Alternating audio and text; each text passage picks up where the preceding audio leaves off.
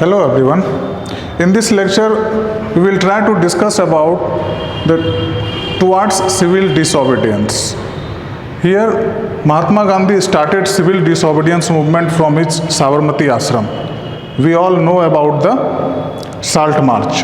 That he marched with his 78 trusted volunteers from Sabarmati ashram to Dandi, and where he violated salt law. This is important. He violated salt law. First time he violated British rule, colonial rules. Production of salt was what? It was a violation of a civil law. Okay. In February 1922, he decided to withdraw the non-cooperation movement. He felt the movement was turning, because he felt the movement was turning violent. That is why he decided to withdraw it. But what happens here, C.R. Das and Motilal Nehru formed the Swaraj Party. But younger leaders like Jawaharlal Nehru pressed for aggressive movement. Both were having different steps against it. Motilal Nehru formed the Swaraj Party, whereas Jawaharlal Nehru and the leader like Subhash Chandra Bose pressed for aggressive movement. Here Simon Commission arrives in India in 1928, but Indians welcomed it with the slogan as Simon Go Back. Congress and Muslim League both opposed it. Congress and Muslim League both opposed Simon Commission. It was here come to 26 January 1930. It was declared that 26 January 1930 would be celebrated as Independence Day. Though even after 17 years we got the independence. Different matter. We come again about the Salt March. Mahatma Gandhi had to find something meaningful which could be the reason behind the movement. What happens? Before that, Mahatma Gandhi brought two important weapons as truth and non-violence. He started non-cooperation movement. Then he brought civil disobedience movement. With all these weapons, Mahatma Gandhi also tried to bring the concept of, Swaraj in India. Swaraj was what I have already explained before this lecture, that Swaraj is made up of two words, Swaraj, Apna Raj, that is independent India, independent country. So here with this weapon, again he comes up with a different weapon. Mahatma Gandhi, he was a very famous person, a great personalities, and having a definite idea about his country. Like Salt March, why he selected salt as the new weapon? Because salt was something which is consumed by rich and poor equally. We all consume salt, rich and poor, everyone consume salt equally. That is why Mahatma Gandhi had to find something meaningful which could be the reason behind the movement. He found salt as a powerful symbol. Salt was considered to be as the powerful symbol according to him. So Mahatma Gandhi started his famous Salt March with 78 trusted volunteers. It was over 240 miles from Sabarmati ashram to Dandi. On 6 April, he reached to Dandi, where he manufactured salt with seawater and violated the law, colonial law, violated the law. This marked the beginning of civil disobedience movement. In this way, civil disobedience movement starts, and gradually people were going to, they were trying to come in the civil disobedience movement, trying to participate in the civil disobedience movement. So civil disobedience movement was different from non-cooperation movement. I would like to ask one question here, that civil disobedience movement was different from non-cooperation movement. How? You have to answer it. Okay, because here they were ready to break the colonial laws. First times they were ready to break the colonial laws when they manufactured the salt, which was against the colonial law. This is in civil disobedience movement. Before that, it was not possible, because here they were ready to break the colonial laws now. This is the basic difference between civil disobedience movement and non-cooperation movement. Okay. Now what happened? Foreign clothes was boycotted, liquor shops were picketed, peasants refused to pay revenues. Peasants were always in trouble. They had to pay the revenues to the colonial government. So peasants refused to pay revenue. Colonial government arrested Abdul Ghaffar Khan. Here what happens? Colonial government arrests Abdul Ghaffar Khan, and they also arrested Mahatma Gandhi. About 1 lakh people were arrested in entire country. What happened? Then Mahatma Gandhi calls off the movement. Okay. So how participants saw the movement? What about business classes? Business classes, the industrialists like G.D. Birla also supported civil disobedience movement. Here this is an important point.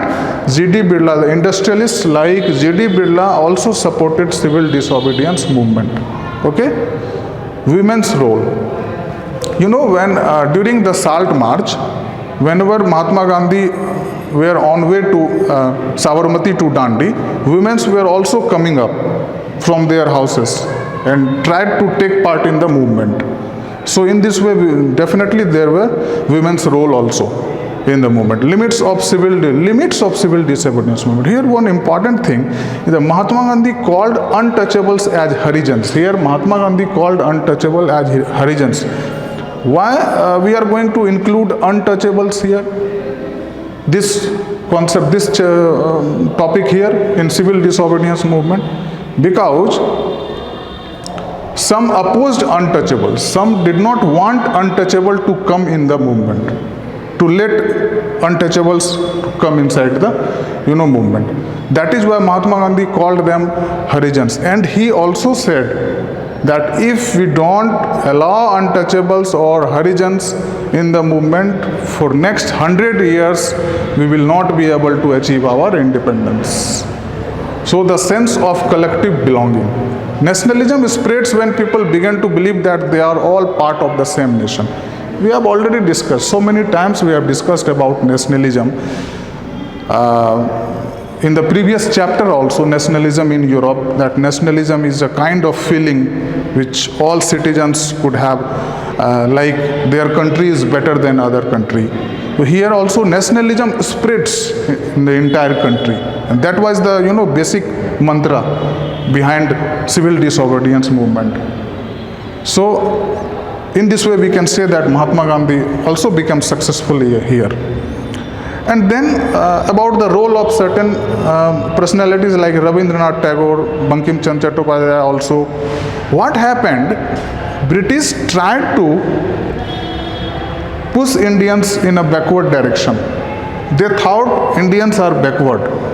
And whenever British thought or came up with this idea that Indians are backward, Indians showed them that no, our history, our culture, the songs, and even with the popular prints, they came up with these things, that our culture are very old, the songs, regional languages, etc. are very important and we are not backward. Okay? So, here popular prints, you can compare this with the Frederick Sorio chapter, in the last chapter, nationalism in Europe also, how the your chapter starts with the Frederick Sorio's prints. In the same way, in case of nationalism in India also, certain prints came as Bharat Mata's print. Okay.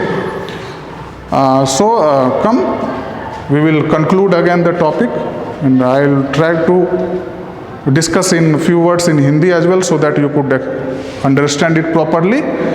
That ये chapter start होता है civil disobedience movement को लेकर के। महात्मा गांधी ने इसको start किया।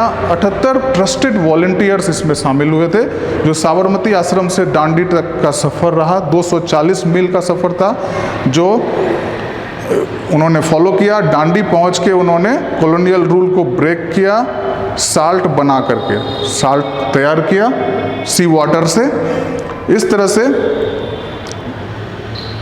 जब देखा कि ये मूवमेंट जो है इस तरह से, साल्ट को उन्होंने एक मीनिंगफुल माना, एक मीनिंगफुल वेपन माना। क्यों? क्योंकि साल्ट रिच और पुअर दोनों के द्वारा कंज्यूम किया जाता था। ओके, और महात्मा गांधी को लगा कि हम लोग अगर साल्ट बना लें वहाँ जा कर के तो हम लोग एक कॉलोनियल रूल को ब्रेक करेंगे और लोगों को यूनाइट कर पाएंगे, इंडियंस को एक साथ ला पाएंगे सिविल डिसोबीडियंस मूवमेंट में। फिर हम लोग देखते हैं कैसे लोगों ने अपोज किया था, सब लोग धीरे धीरे इस मूवमेंट में आने लगे, बहुत बड़ा मूवमेंट बनता जा रहा था। ब्रिटिश को लगा कि इससे बहुत बड़ा खतरा आ जाएगा, उन्होंने अरेस्ट करना स्टार्ट कर दिया। अब्दुल गफ्फार खान को अरेस्ट किया पहले, फिर महात्मा गांधी को भी अरेस्ट कर लिया। करीब करीब 1 लाख लोग अरेस्ट किए चले गए। बाद में महात्मा गांधी को लगा ये वायलेंट हो जाएगा ये मूवमेंट, तो उन्होंने इसको वापस ले लिया। फिर इसमें देखते हैं किसका किसका रोल कैसे है। वीमेंस का रोल, बहुत बड़ा रोल उनका भी था।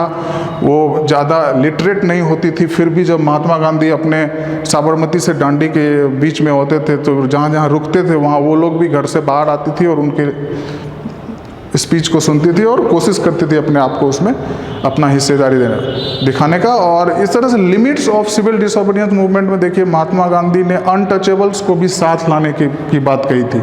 उन्होंने कहा था कि हम लोग 100 साल तक आगे भी इंडिपेंडेंट नहीं हो पाएंगे अगर हरिजन्स को भी या अनटचेबल्स को भी ऐसे मूवमेंट में शामिल नहीं होने दिया जाएगा, तो मुश्किल हो जाएगा इंडिया को इंडिपेंडेंट करना। उनका इम्पोर्टेंस बताया था।